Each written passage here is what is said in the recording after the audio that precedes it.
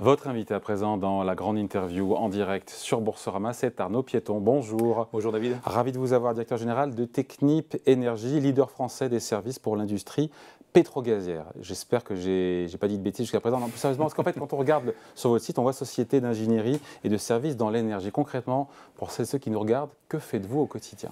Alors au quotidien, Technip Énergie, c'est une société d'ingénierie et de technologie au service du monde de l'énergie. Ouais. Au quotidien, l'énergie carbonée et décarbonée, on en parle. Carbonée et décarbonée, ça c'est très important, parce qu'on est beaucoup moins parapétrolier que par le passé. Ouais. Et ça c'est un point important pour décrire Technip Énergie. Donc au quotidien, nous sommes les architectes de l'infrastructure énergétique. On tient le crayon. On design, on intègre des solutions technologiques au sein de notre architecture, qui sont très souvent nos propres technologies. Et ensuite, nous sommes aussi les maîtres d'œuvre de cette infrastructure. C'est-à-dire que nous travaillons de par le monde, nous avons des milliers de personnes de par le monde qui travaillent à délivrer l'infrastructure, à la construire, à superviser la construction et à rendre sans fabriquer, clé en main. Superviser. On supervise. On n'est pas une société de construction. Voilà. On n'a pas de grue ni de camion, mais par contre, on a une expertise dans la supervision des constructions et on trouve toujours, dans les pays dans lesquels on intervient, des partenaires pour effectuer la construction sous notre supervision. Voilà. Les énergies, c'est du GNL, du gaz, du pétrole, de l'hydrogène. Si on prend l'exemple du GNL, vous êtes leader mondial de la conception donc, et de la construction d'usines de production de gaz naturel liquéfié. Expliquez-nous là concrètement là aussi en quoi ça consiste. Alors, ça consiste, encore une fois, on tient le crayon. Donc, l'exemple spécifique du gaz du GNL. L'exemple spécifique du gaz du GNL. Un client, prenons par exemple Qatar Energy, au Qatar, fait une découverte, donc un réservoir gazier qu'il a envie d'exploiter. Donc il nous contacte, disant voilà, j'ai envie de produire du gaz, en l'occurrence du gaz naturel liquéfié, donc du GNL, aidez-moi à concevoir l'infrastructure et à la délivrer. Donc c'est ce qu'on fait. Donc il nous donne les caractéristiques. Il nous donne les caractéristiques de son gaz et nous concevons l'infrastructure et ensuite on accompagne le projet jusqu'à la remise des clés au client qui est ensuite capable de produire son gaz naturel liquéfié qui est une énergie hyper importante, l'actualité nous l'a rappelé. Et c'est là que votre mission s'arrête. Et c'est là que notre mission s'arrête. Une fois que l'usine de production est mise en marche. Absolument. Une fois qu'elle est mise en marche, alors on peut accompagner les clients dans le cadre d'une activité de service. On accompagne nos clients parfois et on fait tourner l'infrastructure pour lui. Mais c'est là que notre scope s'arrête. Nous ne sommes pas producteurs d'énergie propre, enfin carbonée ou décarbonée. Par contre, on est les maîtres d'œuvre et les architectes de l'infrastructure qui touche l'énergie. Et vous n'êtes plus une parapétrolière, pardon de le dire comme ça, parce que... Alors c'est très important, effectivement, merci David de me donner l'occasion. On n'est pas une parapétrolière. Mais vous l'avez été par le passé, c'est pour ça, les gens... Au début, à l'origine, il y avait Technip. Voilà. Okay, il y a plus de 60 ans, un peu d'histoire. Au début, il y avait Technip qui a construit sa réputation sur les activités parapétrolières, c'est vrai. Et nous, on est maintenant Technip Energies. Entre-temps, il y a eu le mariage avec FMC. Et puis un spin-off avec la création, séparation de Technip FMC et Technip Energies, c'est la création de Technip Energies. Voilà. Donc on est une belle et jeune entreprise qui a environ 2 ans maintenant, mais qui a un héritage d'une 60aine d'années, puisqu'on est à l'origine, il y avait Technip, qui était effectivement une parapétrolière. Et nous, aujourd'hui, on tire parti de cet héritage parce qu'il ne faut pas tout jeter. Il y a un grand nombre des savoir-faire. Ça pèse combien le pétrole aujourd'hui ? Pour nous, en chiffre d'affaires, c'est au travers du raffinage. C'est le raffinage. On s'autorise à travailler sur le pétrole quand il s'agit de raffinage pour des fuels propres et des fuels plus propres. Par exemple, permettre à un pays tel que l'Égypte de passer de fuel à la norme Euro 2 à la norme Euro 5 ou Euro 6, ça nous intéresse et là on accepte de le faire. Mais ça représente environ 5% du chiffre d'affaires. Oui, donc vous n'êtes plus non, on est vraiment... Technip Energies, STEN, c'est le gaz, en particulier le GNL. Ce sont les énergies décarbonées, les fuels propres, la chimie, etc. Et puis c'est toute l'activité zéro carbone, capture de CO2, hydrogène propre, etc. Ça c'est l'avenir et c'est déjà le présent. Juste sur le GNL, c'est la moitié de votre activité, c'est ce que j'ai lu. Oui. La construction d'usines de GNL, c'est la moitié. Absolument, oui. Donc l'actualité vous sert. L'actualité nous sert. Quand on a créé Technip Energies, on avait déjà, nous, identifié qu'il y avait un gap entre la demande et ce qui était disponible sur les marchés. Donc on n'a jamais abandonné le GNL en particulier. Ça fait partie de notre ADN. Et l'activité nous sert.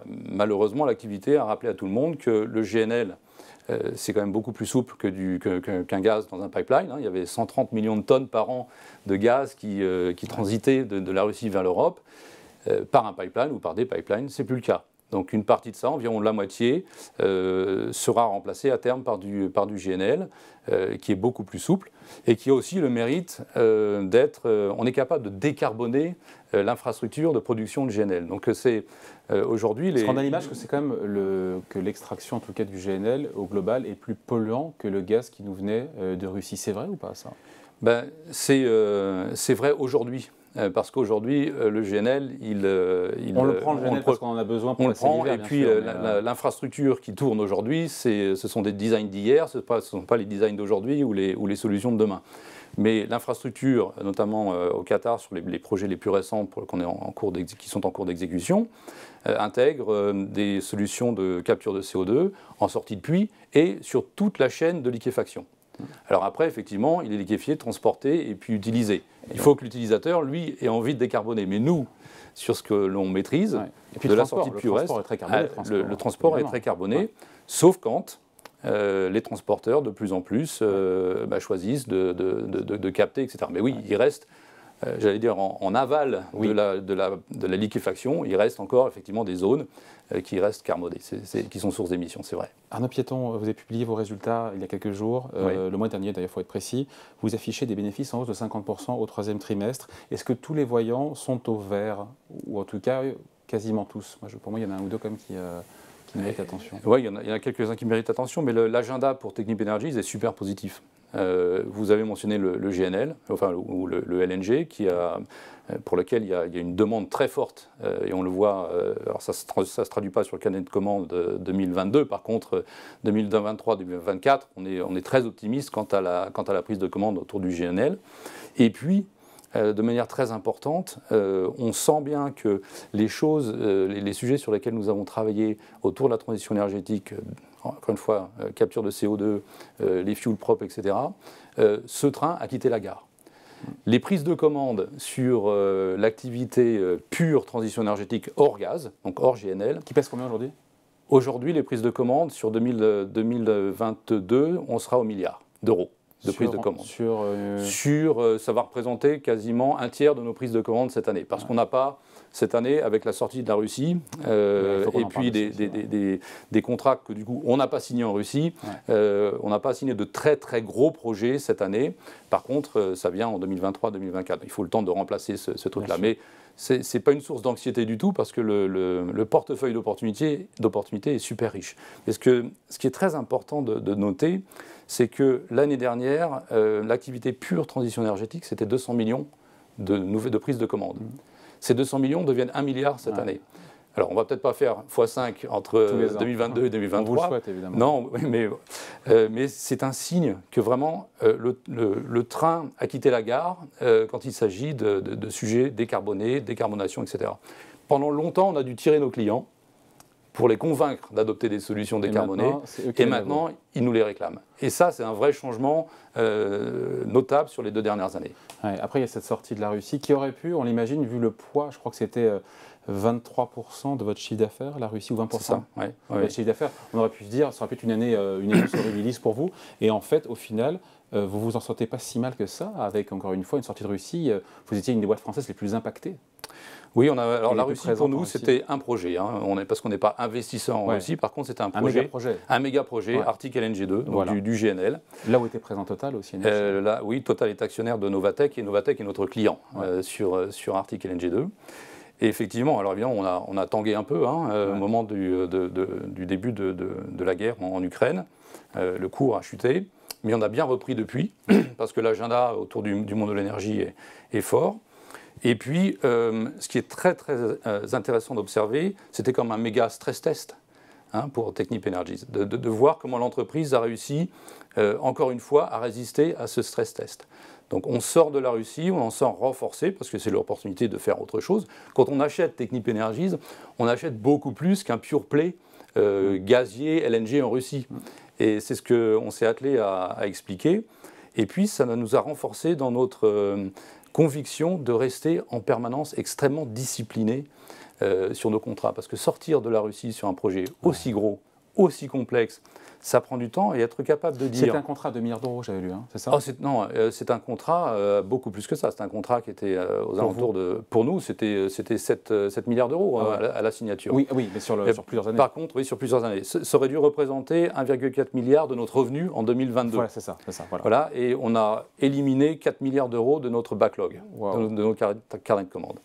Donc finalement, faire un chiffre d'affaires en baisse de 1% sur 9 mois, c'est quasiment une prouesse, non? C'est une grosse prouesse. Ça montre la robustesse et la force du reste du portefeuille. Et ça, c'est unique. Il faut savoir qu'on est... Alors, on a une boîte de projets, de technologie, d'ingénierie. On a environ 150 projets en cours d'exécution en permanence. Donc, on est... partout dans le monde? Partout dans le monde. On est relativement bien équilibré entre les zones géographiques. Ça va de... Évidemment, c'était la Russie. Alors, ce ne sera plus la Russie, mais le Moyen-Orient, l'Afrique de l'Est, l'Asie, les États-Unis, l'Amérique du Sud. Pour un chiffre d'affaires au global cette année? Cette année, je l'ai quelque part. Oui, notre chiffre d'affaires sera entre 6,2 6,5 milliards. 6,2, 6,5, c'est l'objectif. Absolument. Pour vous, le gaz, assurément, nos piétons, est indispensable pour réussir la transition énergétique, parce que le gaz est de plus en plus attaqué par les défenseurs de l'environnement. Et en même temps, c'est vrai qu'on est en phase de transition, et que le gaz, vous allez me dire que c'est mieux que le charbon et c'est mieux que le pétrole, c'est ça? Oui, je vais vous le dire. Non, mais voilà, c'est l'argument. Mais oui, mais c'est vrai, mais c'est vrai. Et, enfin, c'est pas moi qui l'ai dit, quelqu'un avant moi l'a dit. Si on convertissait, si on passait du charbon au gaz aujourd'hui, ce n'est pas la solution, mais ça nous met sur la trajectoire des accords de Paris. Encore une fois, imaginez qu'en Chine, je crois que le charbon, l'électricité à base de charbon, c'est 80%. Voilà, donc c'est pas la solution à tout, mais c'est certainement important dans le mix à venir. Et une meilleure solution que les solutions actuelles. Et une meilleure solution que les solutions actuelles, notamment le charbon. Et le pétrole, entre le gaz et le pétrole, en matière d'empreinte carbone, d'émissions de CO2 Plus favorable pour le gaz, c'est certain. Mais sur la génération d'électricité, etc., on est plus sur le gaz que sur le pétrole. Vous avez raison. Le pétrole, c'est des fuels pour l'automobile, le transport maritime ou voilà. C'est aussi la pétrochimie.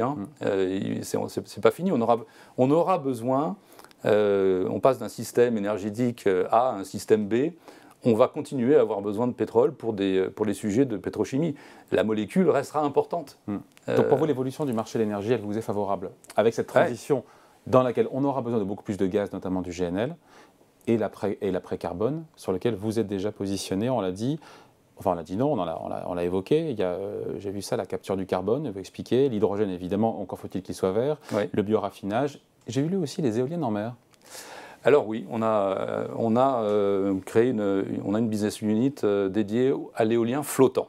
On ne fait rien dans le fixe, on est offshore, mais on a une compétence extrêmement forte sur les objets flottants. On a designé les objets flottants les plus gros du monde, le LNG ou le GNL flottant, parce qu'on a des usines de GNL qui sont de liquéfaction qui sont flottantes. Ce sont des objets, on en voit peut-être certains sur les images, qui font 450-500 mètres de long. Donc on a quand même une équipe assez robuste et riche en termes d'architecture navale. Et on s'est dit que ça serait pertinent pour nous de jeter un coup d'œil au sujet éolien flottant. Donc on a une équipe spécialisée là-dessus et on a des designs en propre. Alors c'est quelque chose qui est en cours de maturation. Le marché n'est pas encore là.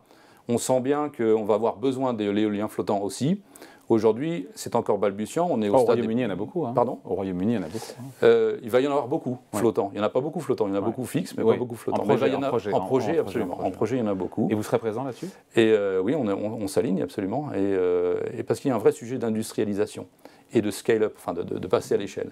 Et quand on pense à TEN, à Technip Energies, il faut penser à la capacité, il faut penser à une entreprise qui est capable d'amener des sujets qui sont peut-être à taille micro au début, ou des technologies qui sont micro, et on les amène à l'échelle industrielle. Et c'est comme ça qu'on va faire la différence. C'est comme ça qu'on va faire la différence aussi sur la capture de CO2, par exemple, les sujets de décarbonation. On a signé, si je peux prendre un exemple, si vous me permettez, on a signé cette année un projet qui est un vrai projet, donc plusieurs centaines de millions d'euros de revenus, pour la décarbonation complète d'une centrale électrique, la centrale électrique de la ville d'Oslo, qui est une centrale de déchets à électricité. On a fait toute une phase d'engagement amont avec le client. On a déployé un pilote, petite taille, pour tester la capacité et la pertinence de la technologie qu'on a chez TEN. La solution s'est montrée efficace. et maintenant on la déploie à l'échelle 1, si je puis dire. On va capter 1 demi-million de tonnes de CO2 par an, qui sera ensuite liquéfié et envoyé sur le hub de Northern Lights, qui est un hub de distribution de CO2 pour réinjection souterraine et sous-marine dans des réservoirs en Norvège. 1 demi-million de tonnes. Le million de tonnes, c'est l'échelle pour Technip Energies sur la capture de CO2. 1 demi-million de tonnes de capture de CO2 sur cette centrale électrique seule, c'est à peu près 20% des émissions de la ville d'Oslo. Donc sur ce seul projet, on va réussir à éliminer 20% des émissions de la ville d'Oslo. À partir de quand, Arnaud Piéton, justement, tout ce qui est l'après-gaz, tout ce qui est énergie décarbonée pèsera plus dans le mix produit de Technip Energies? Ça va prendre du temps, parce que l'agenda autour du GNL reste fort, certainement sur la décennie à venir. Il faut se rendre compte que si, pour délivrer ce dont le monde a besoin en termes de GNL d'ici 2030, ça veut dire des décisions finales d'investissement de nos clients en 2023 et 2024 pour des grands projets, ce qu'on fait. Donc ça va continuer à représenter une part forte de notre chiffre d'affaires pendant la décennie à venir. Par contre, restera majoritaire. Par contre, ce qu'on voit bien, c'est que toutes les études d'avant-projet qu'on réalise aujourd'hui sont extrêmement influencées par les sujets bas carbone. Et le portefeuille ou le pipeline d'études d'avant-projet, c'est ce qui définit ce à quoi TEN ressemblera dans 10 ans. Parce que ces études d'avant-projet vont se convertir, se transformer en projets à l'échelle. Donc ça va prendre 5-6 ans avant de voir, j'allais dire, un équilibrage, ou un équilibre, j'allais dire, plus d'égalité entre ce qui est le GNL et ce qui est le reste. Mais, vous le mettez où, l'hydrogène, aujourd'hui? Parce que l'hydrogène, évidemment, c'est essentiellement de l'hydrogène gris, à partir d'énergie fossile, même si on va pouvoir capturer ce CO2 émis au moment de la production. Ils deviennent absolument. Donc aujourd'hui, l'hydrogène bleu... Et que faites-vous d'ailleurs sur l'hydrogène? Alors d'abord sur l'hydrogène, il faut rappeler que Technip Energies a livré au monde 30% de sa capacité de production d'hydrogène gris. C'est vrai, parce que c'est ce qu'on faisait jusqu'à maintenant. L'hydrogène, c'est à partir du gaz naturel, on en fait de l'hydrogène. Et quand on fait de l'hydrogène gris, mais qu'on ajoute la capture de CO2, ça devient de l'hydrogène bleu. Voilà. Donc là, on voit un marché très fort, notamment en Amérique du Nord, à la suite notamment de l'Inflation Reduction Act qui est passé, donc qui est très important. Parce que c'est, Biden, là, c'est quand même plus de 400 milliards d'investissements sur des sujets d'énergie propre, etc. Avec en plus des crédits de taxes qui viennent au-delà de ça. Donc c'est encore plus fort que Repower EU. Les Américains font beaucoup plus au final que les Européens. Ils font sur les investissements et les aides. Aujourd'hui, pas encore, mais avec l'IRA qui est sorti, oui, ils vont faire plus fort et plus vite en fait. Et surtout, ils considèrent que l'hydrogène bleu, ça reste pertinent et c'est propre. Alors que nous, Européens, on pense tout de suite vert. Et, enfin, si on veut beaucoup d'hydrogène propre à l'échelle industrielle, il va falloir aussi passer par le bleu. Et puis le vert, ça va arriver. Aujourd'hui, on en fait. On a plusieurs projets en cours d'exécution, notamment un en Australie pour Engie, Yuri Yara, sur l'hydrogène vert. Donc ça démarre. Et concrètement, pareil, vous construisez des capacités de production? Là, pareil. L'hydrogène vert, si vous me permettez, qu'est-ce que c'est? C'est la rencontre de la molécule, de l'électron et de la molécule. Donc il faut de l'électron vert au travers d'un électrolyseur, et ensuite on en fait une molécule. Alors c'est l'hydrogène pur, c'est de l'ammoniac, qui sont les engrais, très importants, et ça peut être du gaz aussi. Voilà. Donc, et quand on pense au futur, si je me projette d'ici à 2040, quel est le plus gros problème de l'industrie de l'énergie renouvelable aujourd'hui? C'est le problème de l'intermittence. On a parfois trop d'énergie, parfois pas assez, ou alors elle n'est pas là au bon moment. Mais ça, c'est les gens qui font solaire et éolien pur électron. Et ensuite, il y a nos clients, les autres clients, qui sont les compagnies gazières, pétrolières, etc., sont des clients, là, ils ont la molécule. Okay. Le succès de l'industrie, des industries de l'énergie renouvelable, passe par la résolution du problème de l'intermittence. La résolution du problème de l'intermittence, c'est le stockage. Donc, il faut faire un pont Il faut que ces deux industries se rencontrent. Ouais. Et le pont entre l'électron et la molécule, c'est ce qu'on fait. Il est bon. Voilà. Il est bon. Donc, je ne sais pas, mais nos équipes sont bonnes et on est... c'est le bon positionnement en tout cas. Oui, c'est le bon positionnement. Bon, il nous reste quelques instants avec vous, Arnaud Piéton. On est sur Boursorama, on parle du cours boursier. 20% de hausse depuis le début de l'année, beaucoup de volatilité sur le titre. Est-ce que 20% c'est satisfaisant pour vous? Est-ce que ça reflète les fondamentaux pour vous de Technip Energies? Non, je pense qu'on est encore probablement sous-évalué. Bon, c'est mon point de vue, hein, évidemment, mais je ne sais pas si vous recevez beaucoup de monde qui pense qu'ils sont surévalués, mais je pense qu'on est encore sous-évalué. Et puis, bon... Pourquoi parce que pour une partie, il y a une forme de méconnaissance de ce qui est Technip Energies. Les gens pensent gros projet égale risque. Mais gros projet dans un contexte discipliné avec les bons niveaux de protection contractuelle, on sort de la Russie, du projet Arctic LNG 2, sans impact négatif sur l'entreprise. Donc, parce que le reste du portefeuille était là. Oui, mais aussi parce qu'on avait les protections qui étaient nécessaires. Exemple de protection. Par exemple, on a toujours des cash flows positifs sur nos projets. C'est une obligation. Il faut qu'on soit capable, à n'importe quel moment, de tirer sur la prise si on a besoin, de se retirer d'un projet et de remplir nos obligations vis-à-vis de nos sous-traitants, etc. Ouais. On est cash flow positif sans arrêt. Et ça, cette discipline, ça serait très facile souvent de dire à un client de dire oui. Parce qu'ils veulent toujours qu'on fasse du clé en main forfaitaire, mais nous on dit non. Ce n'est pas toujours du clé en main forfaitaire, c'est toujours un mix entre une partie forfaitaire, du remboursable, de l'open book, etc. Donc, et maintenir ce mix, c'est important pour protéger l'entreprise et c'est fondamental. Donc il y a une sorte de méconnaissance parce que souvent les gens prennent un raccourci, disent, ils font du forfait clé en main. C'est pas vrai. C'est pas complètement vrai. C'est un des éléments qui explique. Et c'est un des éléments autour de ça. Et puis on a effectivement autour de nous des pairs ou des concurrents qui ont été un peu moins disciplinés que nous. Peut-être parce que aussi, alors, une des caractéristiques de TEN, c'est qu'on n'a pas d'assets fixes. Donc nous, c'est un business de personnes. Nos assets, ce sont nos ingénieurs. Et on a des concurrents qui sont un peu plus pressés de prendre des affaires parce qu'ils ont des yards de fabrication, une flotte de bateaux, etc. Et ils se disent, bon, ils sont un peu moins disciplinés que nous le sommes. Et du coup, par association, parfois, on subit ou la mauvaise réputation de certains. Voilà. À tort, à vous écouter. Oui, un petit peu à tort. Ouais. Bon, l'avenir nous le dira. Merci de passer nous voir en tout cas. Arnaud Piéton, directeur général de Technip Energies, invité de la grande interview en direct sur Boursorama. Merci, à bientôt. Merci, au revoir.